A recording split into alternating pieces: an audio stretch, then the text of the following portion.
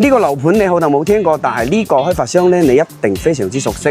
今日咧嚟到中山三鄉，帶大家睇一個港人社區，就係我哋嘅雅居樂潘山中心城。咁對於香港朋友嚟講咧，出行係非常之重要嘅。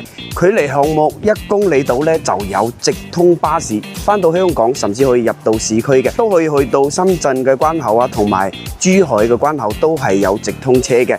3公里左右咧就有我哋中山嘅成熟商圈、1+1商圈同埋大潤發商圈，購物都非常之方便嘅。小區嘅旁邊咧就係我哋非常之出名嘅中山溫泉啦，仲有36棟嘅高爾夫球場，休閒生活都係非常之方便嘅。嗱，113方咧居然可以做到南北對流喎，而且陽台咁大嘅。因為南北對流咧，光線啊、通風啊都會好好多。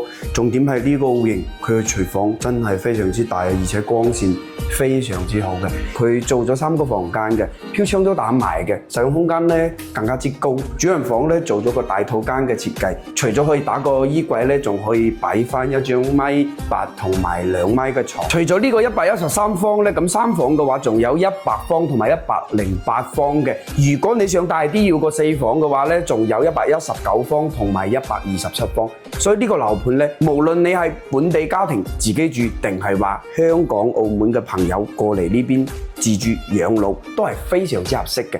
咁如果感興趣嘅，可以喺評論區留言啦。呢個潘山中心城一定要嚟睇睇啦。